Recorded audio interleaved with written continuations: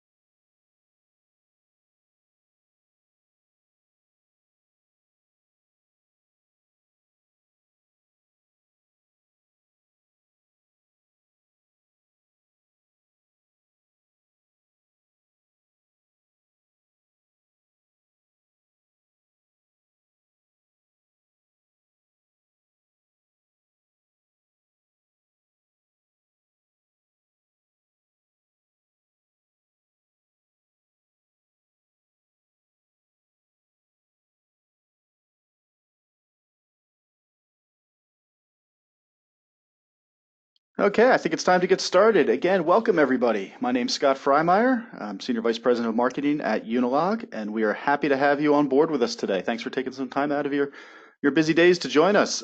This webinar today, I'm especially excited about because a lot of times we end up doing webinars on some certain features of e-commerce or a demo of the platform or something of that nature. But this one's focused on the business impact that digital commerce can have on your business, as you are most likely a mid-market wholesale distributor, maybe a manufacturer, somebody in the B2B space.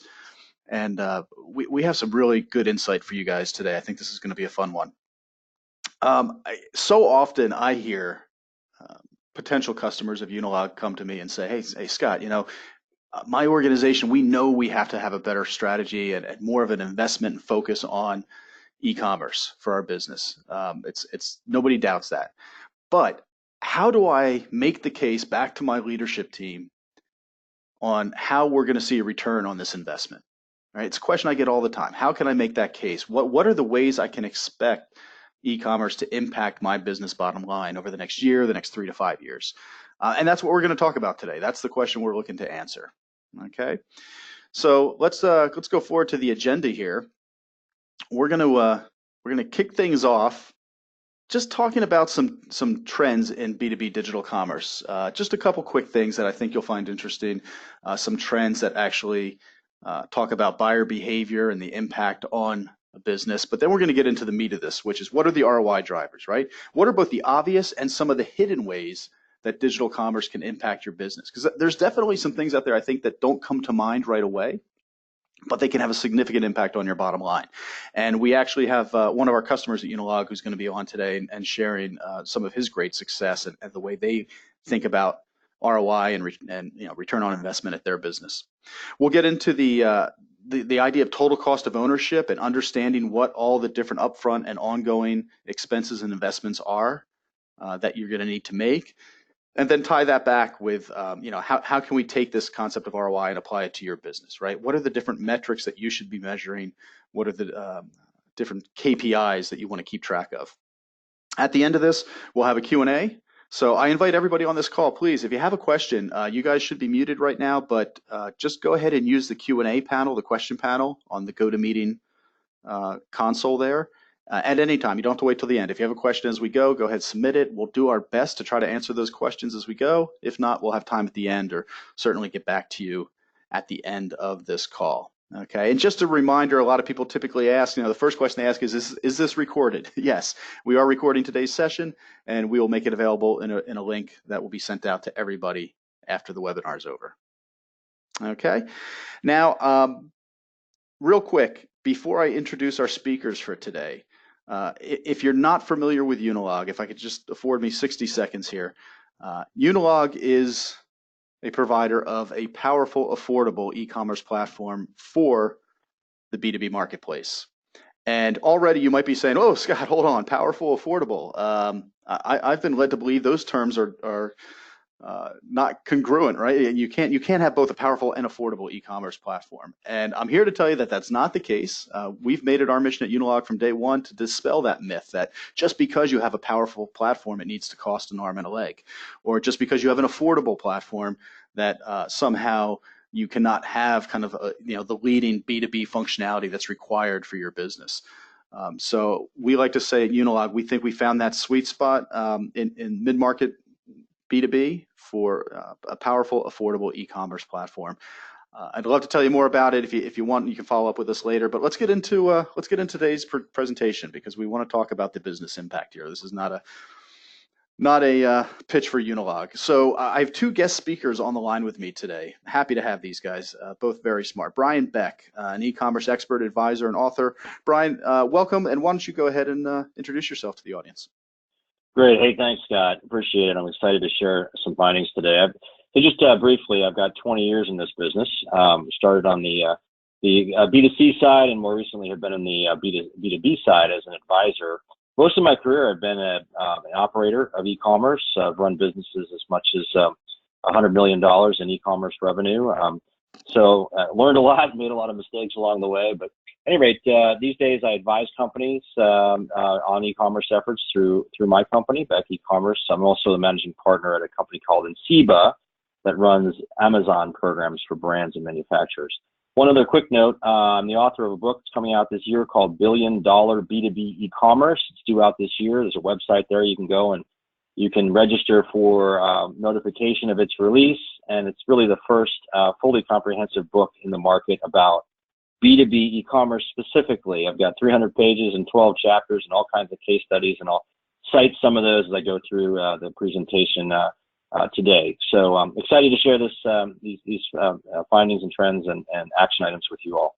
Great, Brian. Thanks, Scott. Yeah, thanks for joining. It's fantastic to have you on as a guest speaker today. Our other speaker is a customer of Unilog's, Michael Eichinger with Bay Fastening Systems. Mike, welcome, and maybe just give the audience a quick background on yourself. Yeah, thank you very much. It's good to be here to talk about this. Considering I've spent the last 9 years as the CEO of Bay Fastening Systems, kind of in depth and heavily involved in this. My background is that I've owned and built a number of businesses in business services and manufacturing, and moved on to distribution. So it's quite a background as far as a diversification of business, but this has definitely been a challenging 9 years in dealing with digital transformation here at this company. Great. Well, Mike, I'm glad you're on board to share your experience, and I see that note at the bottom of the slide that you guys are now doing 35% of your company's total revenues via e-commerce, so I'm sure we're going to hear about that during this presentation. But at this point, Brian, I'm going to turn things over to you and let you drive the show here. Thank you. Great, thanks, Scott. Appreciate it. So, well, guys, I wanted to provide a little bit of background just in terms of trends for context. Just a few slides here, and I think it'll color the rest of the conversation we have today about ROI and some of the key facts and evidence that Mike's going to bring and share with us from his experience. So, the digital buying process has really changed, and it's now digitized. And many companies I talk with don't realize the extent to which this has happened. 90% of B2B buyers are using online search, in their research process. Up to 70% of the buying process is already completed before a buyer even contacts a supplier. Similarly, almost 70% narrow their selection down. And then 38% of B2B buyers make half or more of their work purchases online. And that's expected to grow by the end of next year to be 55%. So if you think about that and look at this funnel here on the left, I mean, really digital has become a pervasive aspect of the buyer's journey. And the reason why that, by the way, that we're not at 55% today is because the supply side of the B2B market, meaning the sellers of products like you all on the phone, haven't yet enabled e-commerce. So it really is the buyer that's dragging the supply side into e-commerce, which is fascinating. But it's really these are all pervasive trends indicating this trend towards digital. And so why is this happening? Well, selling online is both less expensive for sellers and more convenient for your buyers. And if you think about all of the folks who are coming into the workforce today, the folks who are procurement professionals and new buyers who are younger, they're digital natives, their expectations of you are shaped by their B2B or B2C sites that they use every day, sites like Amazon and their retail sites they go to. The biggest difference, though, is that B2B customers use B2B sites because it's their job. And what we found is that B2B customers don't use sites that make their jobs harder. They'll use the traditional channels like the call center, Salesforce, fax, or PO, or what have you, to make purchases, or they may migrate to your competitors. So the difference between that and retail shopping is more about fun and immersion and finding something that looks great on you if you're looking for a shirt or what have you.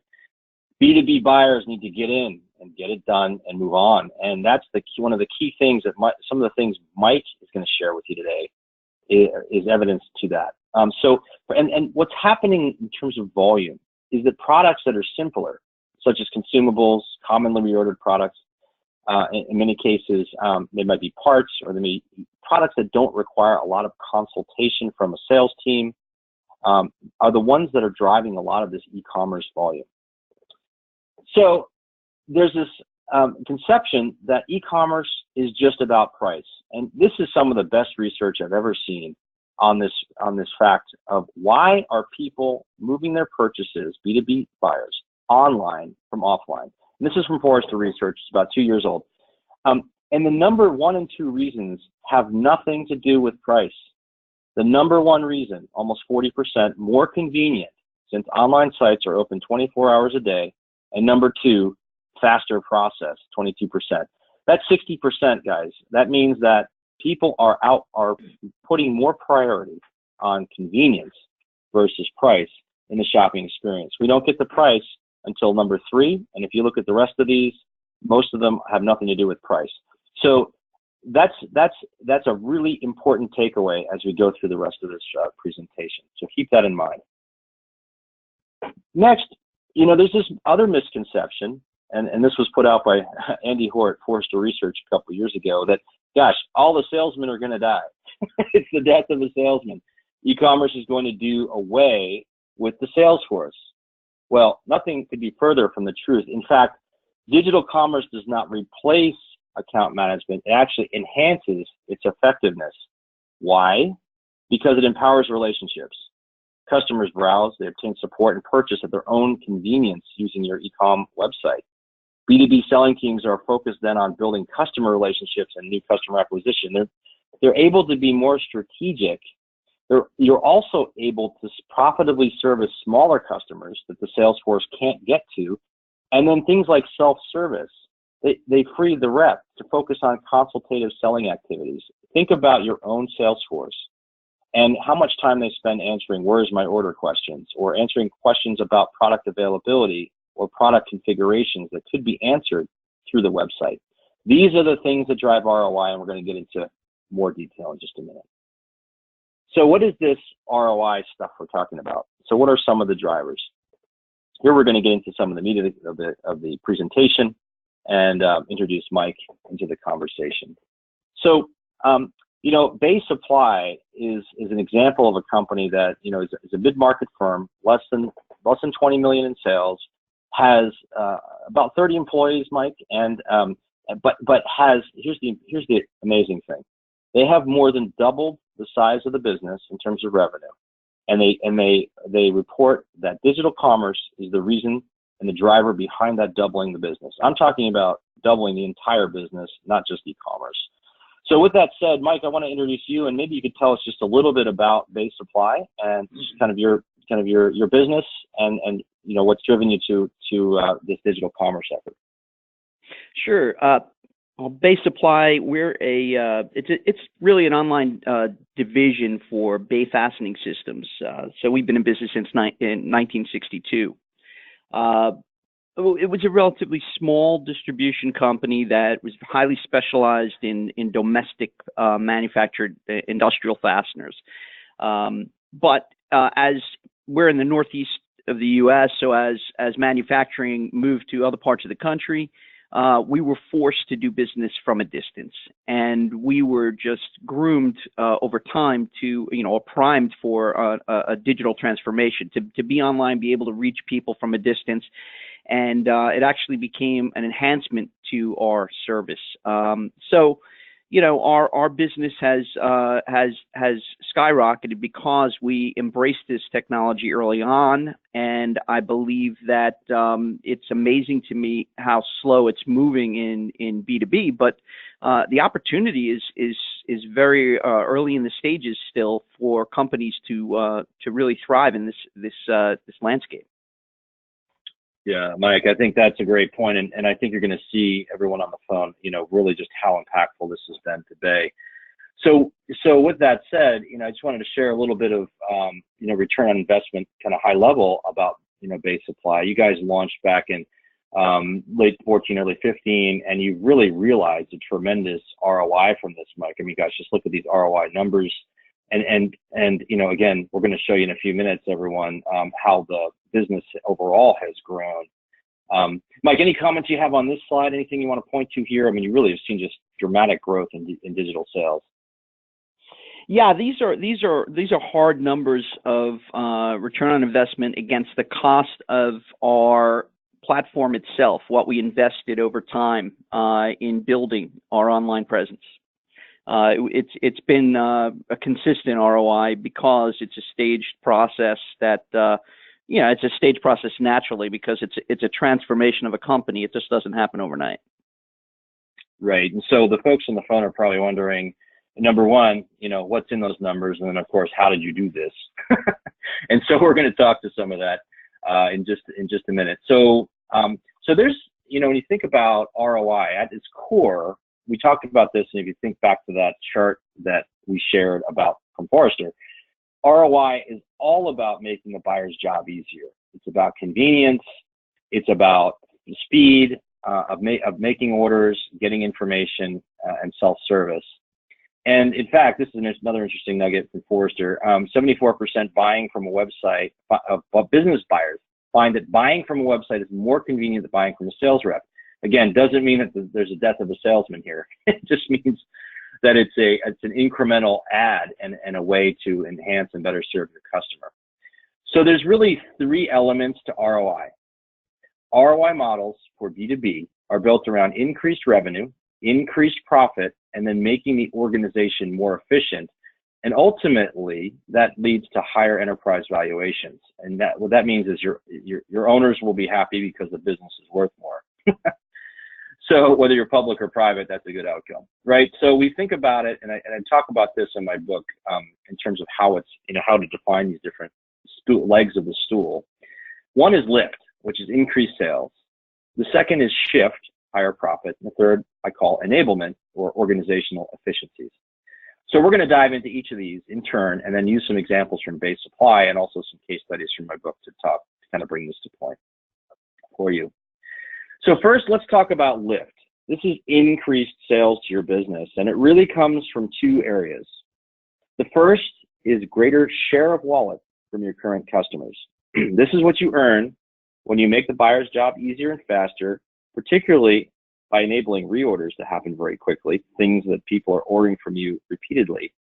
It also manifests in increased average tickets or average order value And you do this by exposing more of your catalog and merchandising your product better. If you think about the ability of your sales team or support team amongst tens of thousands, or in some cases millions of products you might carry, to surface the right product at the right time with that customer, it can be a very difficult task. Some of them may do it very well, some may not.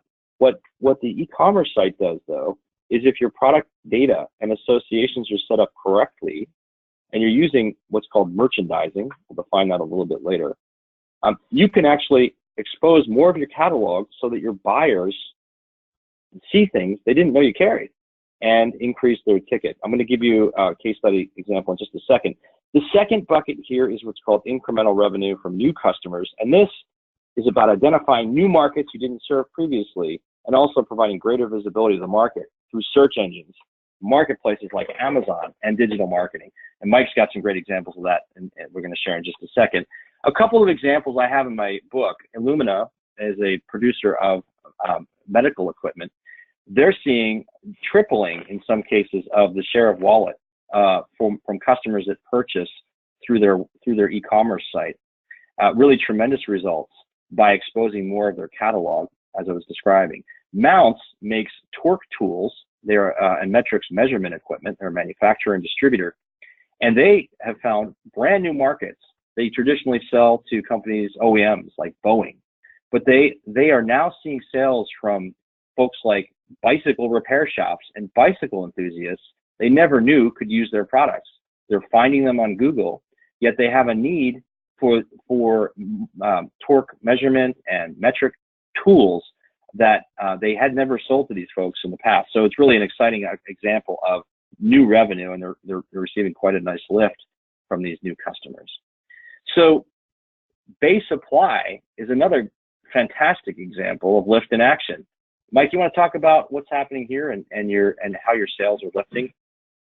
Yeah, we started tracking immediately the growth that we saw in the digital channel, and from the very beginning. And we did it month after, actually by the week. So we were able to actually see trend and where it was going. This is just the actual numbers that we did month after month on the progression, and it is continuing to climb. It isn't slowing down.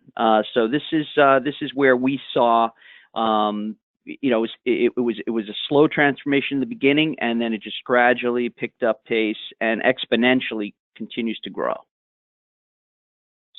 That's awesome, and I think part of this lift you attribute to is this exposure that you've had on the web. Now, this is a good example of finding new customers.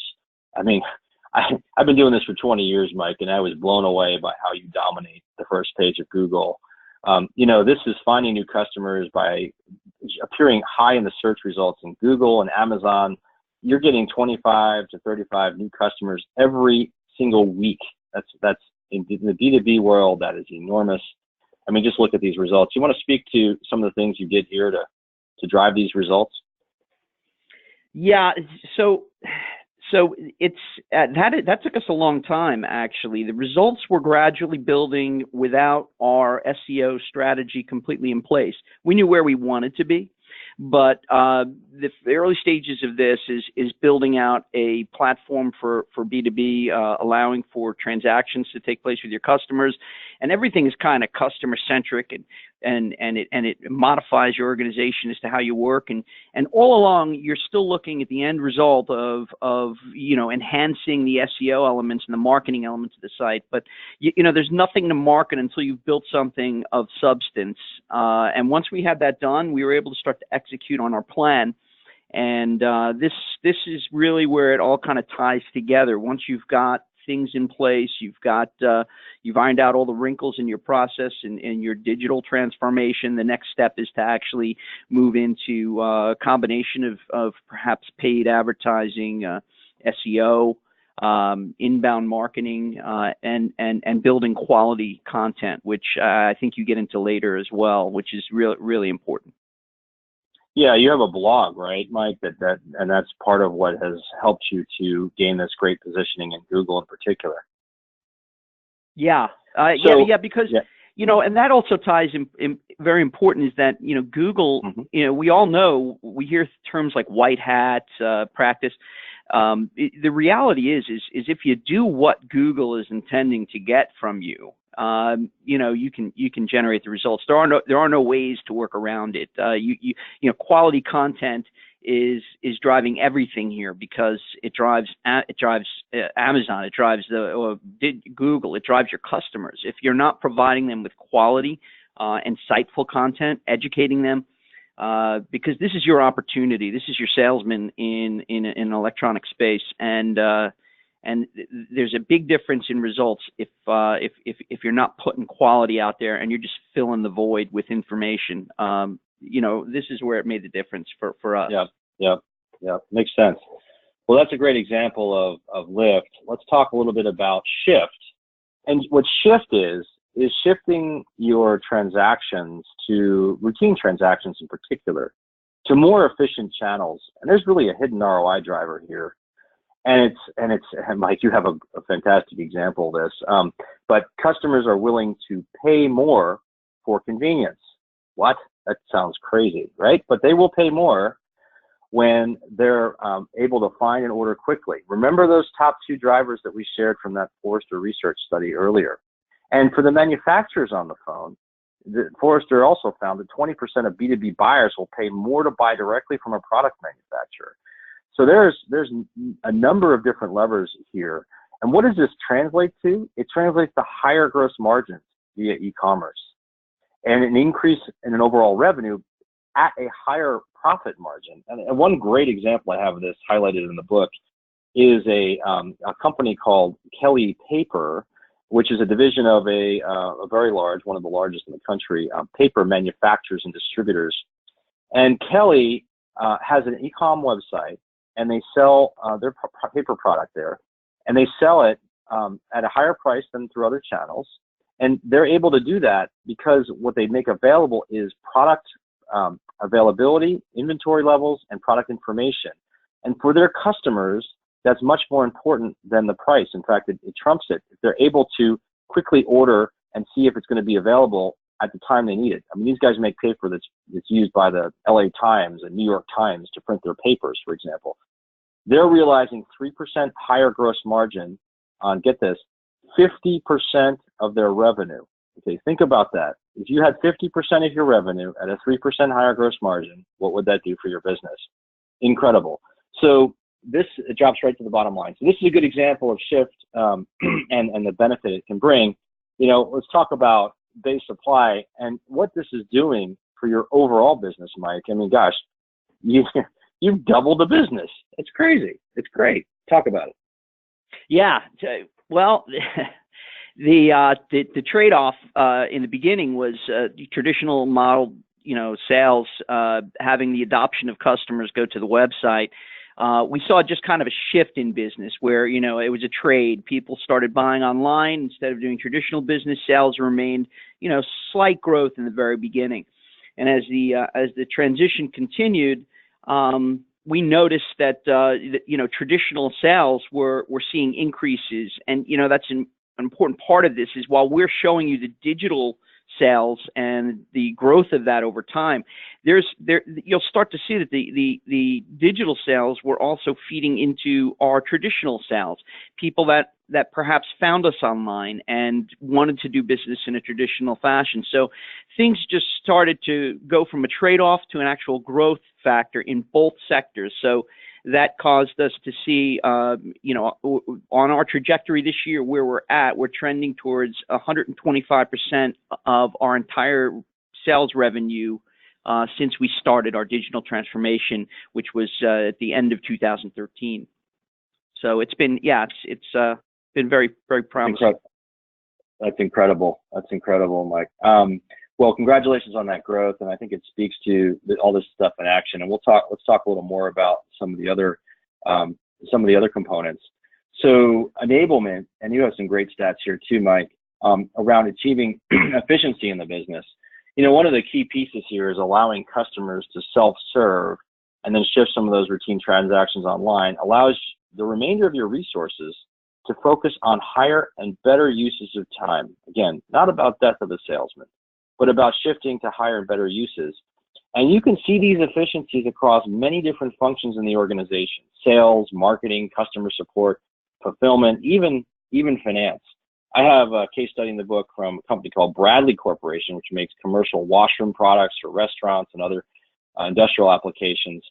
Bradley used an investment in data to better supply their own website and the websites of their channels. And what they realized is a significant savings in the amount of cost and effort to prepare data for all these different channels. And by data, I mean product information and other support information for e-commerce.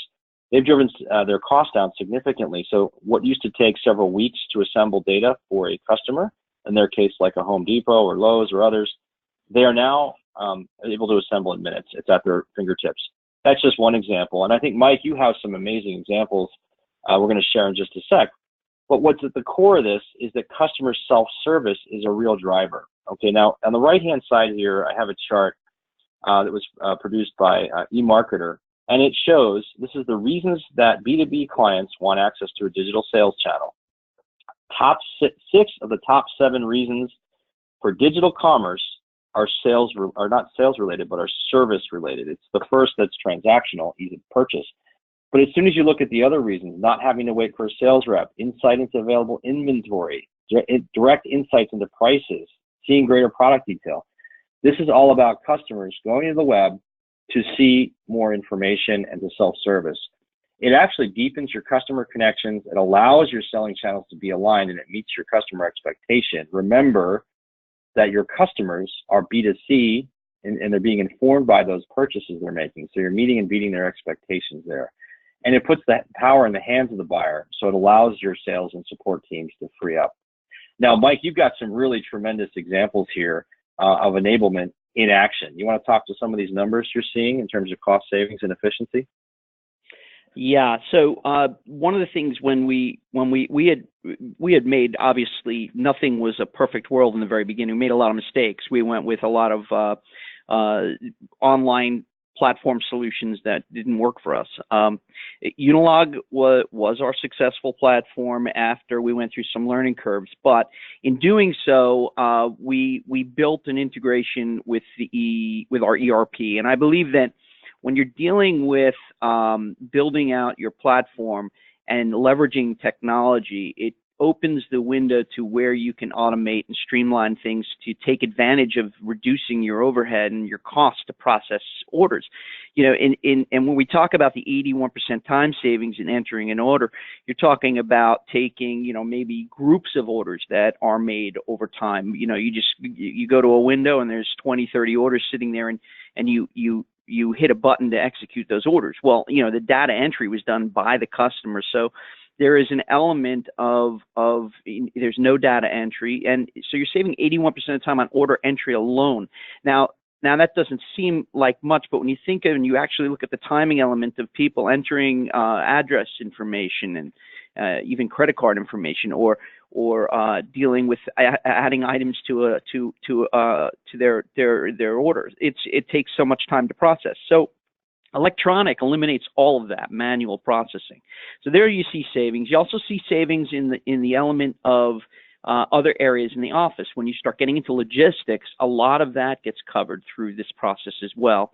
And there's a efficiency to the fact that the customer is making the selection. They're seeing things, they're reading about it, they're learning about it, they're making the selection. So, you know, you've got a low return rate of product. People are self-serving, and once you throw that into the mix, you've taken a tremendous amount of work off your staff's desk.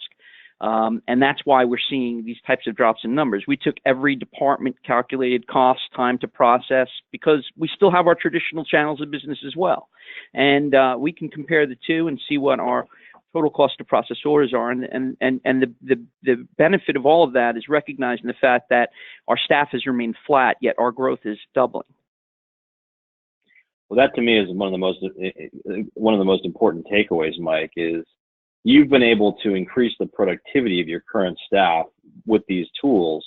And think about that. You've doubled the business yet your staff payroll for support has been the same, and you think you still have more capacity left with the existing staff for another 20%. So to me, those are really telling numbers. And for those of you on the phone, if you're thinking ROI, think about your current staff and could you support doubling your volume with your current staff using your current process? So this is real true enablement in action. So thanks for that, Mike. That's great. So, one of the critical components of all of this, right, and we can't emphasize this enough, you have got to put your customer at the center of this effort. Your starting point needs to be what your customers need from digital commerce from you, and make the buyer the arbiter of your decisions, meaning what are you going to, of all the things you could do in digital commerce, what should you do? And, you've got great platforms like Unilog that will help you through that. And they have, a robust feature set and a whole set of best practices that can help you through that. But, on top of that, you want to make sure you understand the journey of the customer. That's kind of a little bit of a jargon, but what that means is that you understand what they need when they're researching products, when they're purchasing or repurchasing, and then what do they need after they buy. And the only and really best way to do this is not to rely on your own understanding of that, but to reach out to your customer and talk to them through things like primary research, surveys, interviews, pick up the phone and call them, focus groups. You will learn things that you don't know or that you've made assumptions that are not correct. Use customer advisory boards. Many of my clients use these on an ongoing basis to get the voice of the customer into their business planning process. Your sales team is right in front of the customer and your closest touch point. Use them and talk to them. Web analytics, which allows you to see what customers are doing on your website, and use other data to understand how customers are interacting, where they're coming from, where they're leaving your site. Those are important data points. And then, getting the process in place to listen. And then don't be afraid to test. That's the nice part about e-commerce as well, is you can test different types of products, different types of experiences, and different content. So putting the customer first is really critical, and baseapply did this. You guys, Mike, did a great job of getting the customer's voice into the process. You want to talk about some of these factors? Yeah, what you see on that one line there, that omnichannel offering, I mean, this was a term used for B2C all the time, because large chain stores wanted to create an omnichannel experience for customers, give them the ability to do business with you any way they want to. But that actually applies even more to B2B than it does to B2C, because B2B businesses have an assortment of types of buyers. You have people that have a vested interest in how much they're spending, and you have people that are actually processing for the purpose of processing. So you've got a lot of ways people want to do business. So you've got people faxing, emailing, carbon copying, phoning in. You got to provide all of that now. So getting into that and providing a digital way for people to self-serve is just a kind of a hedging your position and allowing the new generation of workers in the workforce to work with you the way they want to and build on your customer base. Also, it's when I talk about educating customers with content and not just keywords. When I talked moments ago about quality, the quality of the content that you put together is critical, because if it's just fill in the void with keywords so you can try and win the SEO game and position yourself, you're not putting together a solid strategy. So you really have to work on either putting the people in place or the outside firms that you can resource to, and really focus on putting good quality information together, because that's what Google's looking for people to connect with. And when that's happening and those connections are there because it is serving a need for the customer, that's where you really start to gain traction with your investment. The other thing is, when we talk about becoming the authority in your space, that naturally progressively happens through this content that you're creating. You're becoming an authority to people because they're seeing you. You're catching their eye. And when we talk about customer retention, customers are seeing you this way. And, those customers that are doing business with you are focused right now on their digital strategy. And if you're neglecting to invest in this, how are they going to view you as as a progressive organization, or how are they going to view you in the long term of doing business with you? People want to do business with other successful people. So I do believe that it plays a big role in customer retention. And then by providing those customers with, the ability to do business in any evolving way that the landscape is creating, and then you're basically covering yourself and giving them a reason to continue to do business with you. And when it comes to vendor relationships improving, same thing. Vendors, they shied away from, they didn't believe B2B had a place in the, in e-commerce would ever play a role, because traditionally it didn't. Obviously, it was dealt with the old handshake method of face-to-face sales. Today, it's a different situation, and they're all starting to come to the realization. Some of them have been far along in that journey, but a lot of companies are just starting to really give into it. They really didn't want to be part of that. But this vendor relationship now is the vendors recognizing the value of it. And as they see that you're in it and you're kind of leading a path, in some ways trailblazing in the early stages, it helps to build those relationships and helps to strengthen your business as well. Mm-hmm. So there's a lot of collateral benefits to doing this. Yeah, that's great. Those are great points, Mike.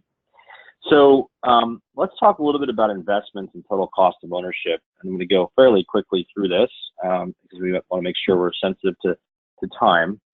So first, we're going to talk about upfront investments, right? So ROI from digital commerce, all the things we've been talking about, it's not available without upfront investments. And these things are listed here on the right.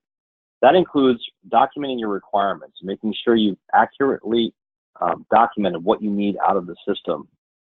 Data preparation. This is often underestimated by B2B companies. This involves making sure your product, your categories, taxonomy, past order data, and customer data, and brand information is all prepared for the web. This is an area that takes some considerable work. Website design, development, integration. This is often the core of the upfront investment required to launch an e-commerce site. Infrastructure, which includes hosting and monitoring. Software licenses from your software provider, companies like Unilog. Fulfillment to support orders out to customers through e-commerce. Oftentimes, companies aren't geared to shipping smaller orders, for example, and there's an investment required there. And finally, resources, internal and external. The good news of this is, and here's our CFO, happy fact, much of this can be capitalized versus expensed. So again, a lot of these things are assets for your business that can be capitalized over time. But the investment doesn't stop up front. Digital commerce is a living, breathing effort, and the investment continues. So that includes things like ongoing production of new products and content for your website, marketing and digital marketing, merchandising, which is creating highlights of your products on the website, creating orders of your products that are listed inside of your category pages. It's bringing your product to life inside the digital environment. Website features. Your website doesn't stop. You have to continue to enhance the website over time. Fulfillment, customer service are required to support ongoing ordering. And finally, resources, both internal and external. Building a team of people to support e-commerce. So here's a big question, right? So base supply, and Mike, you're going to speak a little bit to this. How do you convince an owner or ownership of a private business or even public business to invest in this without necessarily a history of digital commerce? So in base supply situation, there's a 60-year-old business. We're thinking back to Mike to 2013 or so, right? A 60-year-old business, successful in this category, profitable. Advertising budget was exactly zero. No history of any significant investment in digital, but yet, how do you convince leadership in a company to engage in a digital commerce effort? Well, the answer is to think like an owner. And so, Mike, you had a playbook here that you wanted to talk through that I think will be helpful for the people on the phone to understand how you went about this with your ownership. You want to talk to this? Yeah. So when I say state the obvious, it's not your opinion that counts. I mean, a business owner does not hire, most business owners do not hire people that they believe have the better answers than they do. they're supposed to support their answers. If they haven't delved into this investment and have gone, head first into it and are willing to, continue with it, then it's because they don't believe it's that important, or they feel that it's not necessarily affecting them yet. And you're going to go ahead and try and sell them on the idea. Well, they're not going to go off of your opinion. It really comes down to more where they are being affected by competition, their ability to retain customers and build relationships and improve relationships with vendors. So, the idea is to actually cover the increase in business that they have, the value of the business, the way it's perceived, streamlining processes to reduce costs. All of these things, enhance the market perception and allow the business to generate more profits. Induce fear and urgency is, absolutely critical. They need to recognize that they just need to look at business to consumer. They need to look at the retail sector. I mean, we all know what happened, and it was a perfect landscape to really kind of prepare us for what we need to do in B2B to protect our businesses and survive against the competition. They need to really kind of face that head on. And if you can talk about that and talk about the fact that this investment isn't all upfront, this is a progressive, ongoing, long-term investment. It never stops. It continues, but it's literally building a business from square one. And it's not, and if you take it over the course of time, it's expensive. If you look at it on a progressive basis, it's gradual investment. And on the other side of that, when we talk about the different expectations and the budgets, you really got to look at the fact that ROI is an annual thing. And as you go through this, you can't be overwhelmed by the mountain of what we've laid out here in a development of this stuff. Sounds like an awful lot, and it is. But, one day at a time, progressively, these things all fall into place. But you certainly need a partner to do that with, and that's where I think, I bring in the Unilog element, because that really is where we started to build the traction, in making this work for us. Awesome. Thanks, Mike. Those are good points, and I think this will be, a nice path for folks. And, the induced fear and urgency thing can sound a little scary, but I think it's important. And emotion actually plays a part in this, and really making sure that you're confronting the reality of the situation in front of you. So, and you had some key lessons learned, Mike. Maybe you can run through these quickly. Yeah, big mistakes going to, well, first off, you're going to convince somebody that this is what they need to do. What are they going to do? They're going to look for the least expensive way in. Off-the-shelf products to get involved in B2B are so attractive because they are a minuscule amount of the investment that you would spend with the right type of solution. And they're going to go through a real learning curve and a lot of problems doing that. Lack of customization, no way to really serve your customers. You'll do more damage to your business than help it. The other one is, you got a bad developer, and perhaps they're using something like an open source platform where, where they're going to do a lot of programming, but it's not their platform, and they do it for all these other customers, and it looks great. The reality is, because they have no vested interest in the platform, in designing the platform, there's a lot of glitches and problems that come into play. You're going to find yourselves going down the wrong path there, a huge expense. It's a lot more than the first one I just mentioned, and you're going to end up shutting it down and going a whole different direction. That's what we did, and that's why I say that, Unilog makes sense, because the platform is run and the developers are the people that actually built it. So, when you need to go through customizations, when you need to have things done, it's not them going to open source scripting online and Googling it. It's an issue where they've built it. They know exactly what the impacts are and the collateral arrangements of information. And that's important, because when things break, it can be a complete disruption in an online business that starts to work. And now you got customers that are getting nowhere. It hurts you. And then the other thing is that you need to be transparent. You need to provide online standardized pricing and product display in the same fashion that people are used to doing with you in a traditional sense. You can't go online and fool the system. You can't not chart. You can, if you go on there and don't display pricing, you're really kind of setting yourself up for failure. If you're afraid of exposing that to your competition, you're setting yourself up for failure. Be willing to take the leap of faith and be completely transparent on what you're doing. Your customers are going to test you on that, and when they do, they need to see that they're not getting a different statement over the phone or price over the phone than they're getting when they go on your website. The moment you show them that, you've now given yourself an opportunity to eliminate a huge expense in processing business. And that's one thing I think a lot of people don't do. They don't recognize the critical nature of transparency, and it takes a lot of work because you got to standardize your entire operation, your entire pricing. So all of this begins with, how do you standardize what you're going to do before you actually digitize your business? That's good stuff, Mike. And there's a couple other, key points here. Initial gains coming through traditional channels. You highlighted that a bit earlier. Average order values, might vary, right? So that's important to know. Your e-commerce sales might be a different average order value than you're used to. And also, it really is your starting point, right? Efficiencies are everywhere. This is just launching a website. It's just the beginning. Well, it changes your thinking. Yeah, go ahead. Important point there. It changes your thinking when you're doing this, and you're forced to kind of think through standardizations. Forces you to think more, streamlining everything that you do. Then all of a sudden you start to realize, well, what if we automated this or automated that? Before you know it, that's where all of the unexpected, hidden treasures of saving overhead come into play. Yep, that's great, Mike. No, good points. So I want to make sure we leave a few minutes for questions. So I'm going to quickly go through some practical applications of this for you.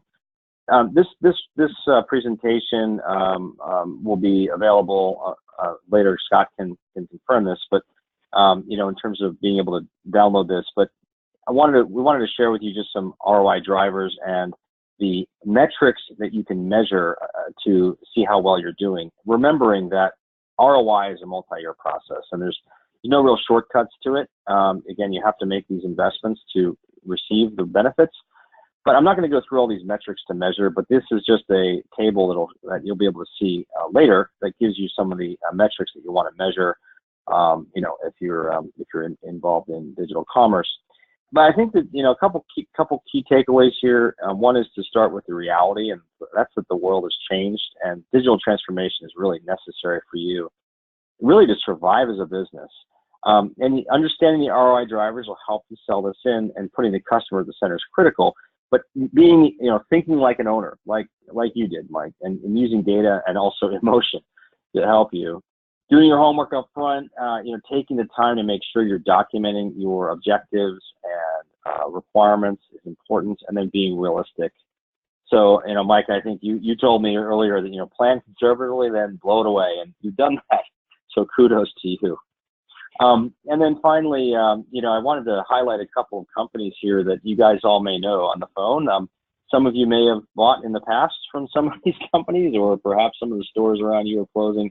The message here is these are all companies that have in the retail B2B sector that have been experiencing problems, and you don't want to be the B2B version of these companies. So the message here is to act now, even without perfect information. Acting is important to get into digital commerce, and that's one of the key messages we want to leave you with today. The ROI is there for you.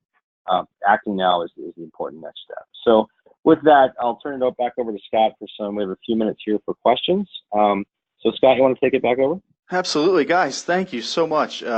Brian, just terrific information you pulled together. And Michael, I can't thank you enough for your willingness to kind of pull back the curtain and not only share your success and what's led to that success, but just being very candid about the fact that, some of the mistakes you guys made early on, and sharing that with others in the hopes that they don't make the same mistakes. So I think everybody on the call appreciates that. I do want to open it up. We have some questions coming in. I want to open it up to everybody on the line. If you have a question, please go ahead and use the Q&A panel in your GoToMeeting console there. Or certainly we have our contact information up if you want to contact anybody offline. All three of us would welcome that. But let's see here. I see some questions coming in. Just give me a second here.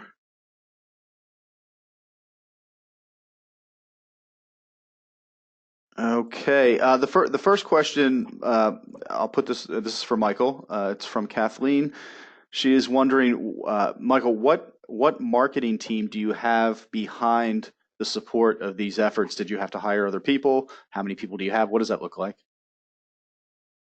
Well, I am the only person that does the marketing at the company. We do outsource our more content creation efforts through different partners, and SEO is managed through another company. I could not hire people cost effectively to be as diverse as outsourcing it to other companies because this landscape is really getting complex. So internally, I manage all the marketing, but I outsource a lot of the assistance to these other partners that are experts in their realm. Okay, terrific. You're doing a great job, obviously. Another question here from Andrew. Andrew is wondering, I'm concerned about pricing, I'm concerned about displaying pricing on my online store. Any advice you have about how should I approach that? Yeah, that's critical. You have to display pricing, I believe, because if a customer can't streamline a way of doing business with you, the whole thing is convenience. It's not convenient if they're not able to buy. And, having a kind of halfway in digital presence doesn't really serve the intended purpose. So I believe that you need to be transparent. You need to make that price available to them. Great. Mike, you guys also have, I think, if I could add to that, I think you guys also have you allow for logins so that people can access their custom pricing if they're on contract with you, things like that, right? So you have different pricing levels, right? Yeah, researching the market is important to figure out how your company operates, how you do business with customers, to figure out what you need to do to kind of duplicate that and that is the research and the important part of planning. You need to really make it diverse to serve every type of customer that you have, or as they call it, customer persona. And in doing so, once you have that, you can translate that online. You can make it unique to their login if you're integrating it correctly. Then they would see their own pricing. The interesting story there is we actually have that, but we have people that are buying at straight retail pricing. We actually had to put an alarming statement up top that says, log in if you want to get your lowest price, but people are just checking out as guests and paying retail. Yeah. Wow, that's amazing. So, hey, that's a margin booster for you. That's great. That is great. Another question I want to slip in here, if I could. This one from Tim. And Tim is wondering, so I think you explained, Michael, that your ROI, you measure it every year, but we were looking at a multi-year process. Tim wants to know, what are the ROI drivers that are typically realized in the first year versus years 2 and 3? The first year, when we talk about ROI, when you talk about building a site, you're talking about paying, let's say, Unilog. I mean, it's one of the first investments when you're talking about building a site. You're going to discuss a payment plan and the building over the course of time, perhaps the first year, in getting the website set up and getting all of your customizations done and building something that is a representation of your business. That investment doesn't happen overnight. You have gradual payments and ongoing payments before you go live. And then when you do go live, at some point in that year or just following it, you're going to start to see immediate results to some degree. I mean, it's not an overnight boom, but you start to see that since you're kind of online and you're paying as you go and you're adding and enhancing the site, you're starting to see the return on the investment come in. So if you were to take our process, it doesn't end, but if I were to say, where did we reach a point of maturity where we were marketing, we're talking about 3 or 4 years of building the site and customizations to really make it work right. But we didn't. If we paid that all in 1 year, it would have taken 2 to 3 years to see a return on investment. Because it was gradual, we saw a return on investment immediately. And it does begin in your traditional channels. People go online, but they'll call. Your salespeople will start to see an inflow of calls, a lot more volume. Your staff will start to see a lot more traction and activity that's taking place. And they'll say, where's this coming from? It's coming from your digital exposure. That's all. Great. Hey, Brian, if you could just go forward one slide here. I think that's just about it for the questions, but I wanted to leave everybody with a piece of content here. And by the way, people have asked, are we making the recording available or the slides available? Yes, and we will email that to everybody after we've had a chance to compile it and put it together. So expect in the next couple of days, you'll get an email with the link to the recording. But if you go to unilogcorp.com, our homepage, unilogcorp.com, and you scroll down the page just a little bit, you're going to see what you see on the slide here, which is these three, I'll call them 3 boxes. And the first one, where you see the red arrow, is called Your Guide to B2B E-Commerce. This is an educational document. It's probably about, 14, 15, 16 pages long, chock full of really useful tips and tricks from customers of ours, from industry thought leaders. Actually, Brian, I think you're quoted in that document. People like Justin. I am, actually. Yeah, and Andy Hoare Yep. and others, right? It is just very practical, useful advice for those who are implementing or trying to level up their game in the e-commerce, digital commerce space. So I'd encourage you guys to give that a download and have a read. I think you'll find it educational and helpful. With that, I think we can wrap things up. Thank you for everybody for holding on for the 60 minutes. We're right on the dot here. And again, Michael, I very much appreciate, we're honored to have you as a customer, and I'm so glad for your company's success and your success. Thank you for sharing Thank that with you. us. Yep. And Brian, great presentation. Thank you for hosting and moderating today, and look forward to seeing everybody. Hopefully we'll get a chance to chat with everybody who's on the call today. Thank you for your time, and best of luck to everybody. Take care. Thank you. Thanks, Scott. All right, take care, everyone.